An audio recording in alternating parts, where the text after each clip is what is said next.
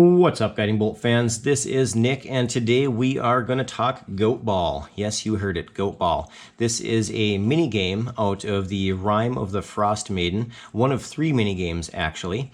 There is a mini game that involves lightning. I kind of compare it to Trench, a game of Trench. There is a knucklehead kind of fishing tournament mini game, and then Goat Ball, which is what we're going to be going over today. So Goat Ball, let me go ahead and just read you the little excerpt out of the book here. Goat Ball is a team sport similar to dodgeball. It uses a furry misshapen ball made out of stuffed goat hide and also requires a dozen or more elevated platforms, usually pillars or tree stumps, arranged in a random pattern. 2 teams of 4 players clamber onto the platforms, pass the ball back and forth, and try to knock their opponents off their platforms. A team wins if all of its opponents have been knocked out of the game. So that sounds really fun, and you can't wait to play it until you read the rules. Because they kind of, this is the most simplistic, one of the most simplistic games I've ever seen here.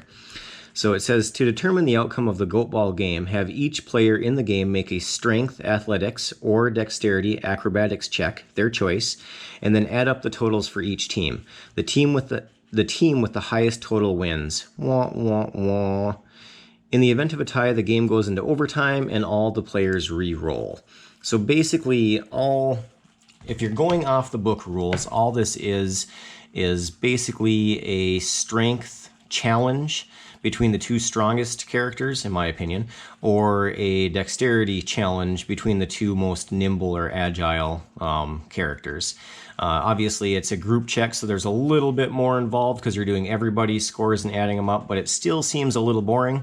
So what we're going to try to do today is make Goat Ball exciting like it should be. I mean, this is a game that's being played by Goliaths, so you know that they are going to be super amped, just adrenaline flowing through their veins, and they are just going to be whipping that Goat Ball. I'm assuming that this is probably, Goat Ball is probably what football originated from, just my guess. So I got a couple of ideas here. I haven't actually played this through with any of my players yet. This is me brainstorming with you guys, trying to come up with ideas. So I have a couple of ideas jotted down I just wanted to throw out at you, and then I'm hoping to get some feedback back and hear about what you like, what you don't like, and what you think I could do to improve this. Because I think there's a lot of room for improvement here to make this a really fun, memorable minigame for your players and you. So out in front of me here, you can see I have a bunch of tree stumps, and I just want to do a quick plug for Dungeon Craft over here. That's where I got all these. I have a video out there doing a review and box opening of Dungeon Craft. It's an amazing resource for DMs that suck at drawing, like I do. So you can just cut out the stuff that you need and slap it down on the battle mat. I just wanted to show you there's a couple of other options here too. The book calls for like stone pedestals or stumps, so I cut out stumps, but we also have, there's some rocks here. Rocks on the other side. If you're in town, you got barrels that you could play with. There's some logs if you wanted to incorporate that. Here's some pedestals, some bigger pedestals. So as you can see, there's lots of good options. If you're playing against ogres, there's some massive rocks. So kind of a little bit for whatever you're trying to go for, I guess. So let's go ahead and first off, just go ahead and randomly, I've just kind of placed these out here randomly. Some of them have moss on them. If you can see that right there, that's moss growing on the tree stump. And the other ones are just plain, well, you can see it, I can't pick it up, but just plain stumps right there. So I have some ideas for that. But let's go ahead and put our players out here. So we have Team Azure, because I have 4 of them. So I can't mess it up. I know who's on whose team. We'll just place them randomly out here. There we go. And then we have our PC players. So these are some of my players' miniatures. We'll just go ahead and toss them out here in random locations as well. All right. So once everyone has kind of taken their stump, the way that I kind of see this going is probably a coin flip to determine which side is going to get to go first. Coin flip or a dice roll, however you want to determine it. And then once it starts, whatever player has the ball, I see this, there's a couple of different options here that I have in mind. So I'll just kind of run through them. The first is the catch and hold ground. So let's, for example, say that this character right here starts with the ball. they are going to go ahead and throw it at this closest, the closest opponent right here, and try to knock them off their stump, which is what gets them out of the game. So this ball is thrown, and the Azure has two choices. They can either, actually got a couple of choices, but the first choice that we're going to go over is the catch and hold their ground. So basically that is, in dodgeball, you try to catch the ball and get the other person out. And instead of doing a challenge between these two, I think this one, the whoever is going to be getting hit with the ball should do a strength save, and that kind of that is them essentially trying to catch the ball and stay on the stump without the force of the ball knocking them off the stump and getting them out. If they do that, then the other person is out of the game. Now, if they catch it, or if they try to catch it and miss, then they're going to be out. So that is option number one. Option number two is going to be the dodge and hold ground. So that is you just trying to jump out of your way while this thing is whizzing past you. And for that, I would just have the opponent, or whoever the ball's getting thrown at, do a dex save. So that would be them trying to, jump, do some sort of crazy acrobatics, 360 no scope, spin through the air, land back on their stump, and the ball misses them. In that case, so this person threw the ball, they missed, they're still on the stump, then I would say that the ball then goes to whoever the person was that dodged it. So now they're the ones that are up with the ball. And for the other option, yeah, so scratch that. I don't know where my mind was going there for a second. So that's option number two. Option number three is the dodge and jump to another stump to avoid getting hit. And this is where, you may not want to go this in depth with it, but I see it adding a lot of, it'll make it a little more exciting while everybody's kind of like bouncing around to different stumps and stuff, and then you can have certain things happen based on the stump that they're on, or whatever you come up with. So the dodge by jumping to another stump, here's what I'm thinking on that one. So basically you jump, the ball's coming at you, you try to jump to another stump to avoid it. So since you are jumping to avoid it, I'm going to say that you have advantage on the dodgeball hitting you because you're jumping away from it. That's going to be easier than standing on the stump and jumping.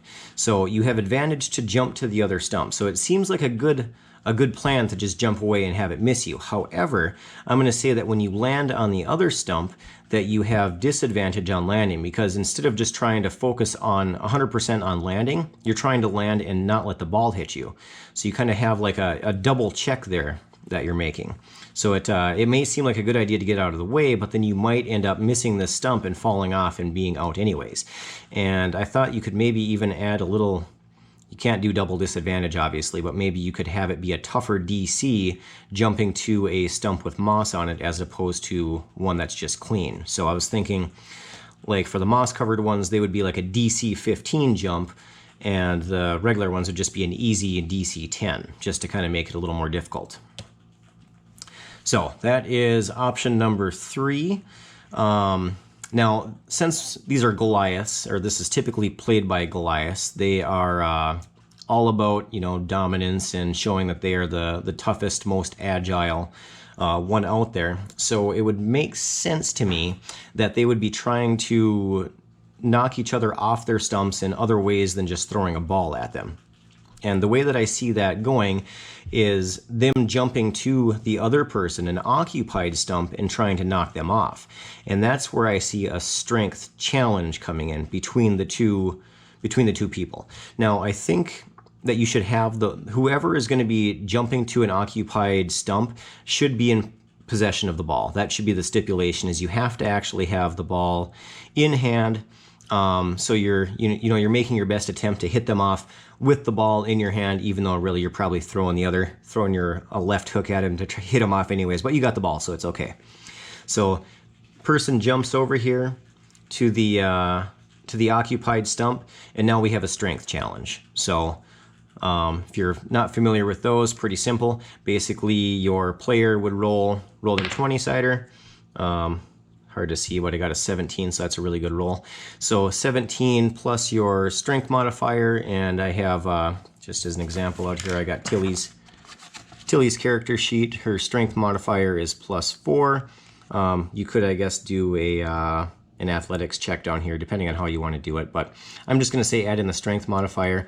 So that's going to put it at a 21. And then you would do the exact same thing for, in this case, the Azure. And they got a 9. Not sure what their modifier is, but I'm sure it's not going to beat it. So the Azure jumps over to knock Tilly off her stump, and she just uppercuts him. He lands on the ground, ball goes rolling. Ball is Tilly's now. So, and this person's out of the match. So that was option number 4. I guess this next option isn't really an option, it's just something to kind of make the game more interesting. So obviously, trying to hit the person right here is going to be easier than trying to hit the person way over here in the back. So what you could do is have your players, so let's say that if you're adjacent to each other, there's no disadvantage. You can just throw the ball. It's your typical kind of, you're within your range, try to hit them off. Now, if they're way over there, then you'd be throwing and you would have disadvantage on your throw. So they would actually, there's a higher chance that they would be able to stay on their pedestal. So I'm thinking, while kind of making it combat based, where you have your move action, your kind of basic action, and then your action as things that you can do here. So for example, it's this person's turn, they wanted to get closer. Now this one's occupied, so it's not a good example, but let's say that this one right here they wanted to jump to, or instead of trying to throw over here to this guy from the stump that they're on, they try to make a jump over to here. So that would be their movement action for the turn. Now they're adjacent to this person, so they can throw the ball at them and not have any disadvantage. So, and then obviously they would make a check for jumping there as well. Or maybe not in this case. I'm not sure if you would just count that as their movement or not. Again, this is, I haven't actually played any of this out. This is just me brainstorming and diarrhea of the mouth and just, just getting it all out there to see what everyone else thinks. So that is, I think that is pretty much it. What else did I have? Did I have anything else jotted down here? Oh, obviously I think I already mentioned this, but if this person, the Azure throws the ball and they miss and the ball goes rolling out of the arena, somebody else, some bystander grabs it for him, and then it's the other team's ball, probably the person that it got thrown at. And then if this person would catch it, then this person's out. Yeah, I already covered that. So anyways, that's what I got.